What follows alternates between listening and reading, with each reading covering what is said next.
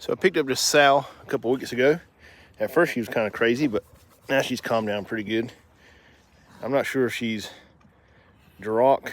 I don't think she's full-blooded, but she's got some Duroc in her. I got her in here with Henry, the boar. So I want to show you what pigs can do. I don't know if you can really tell it on the video, but they can tear some stuff up.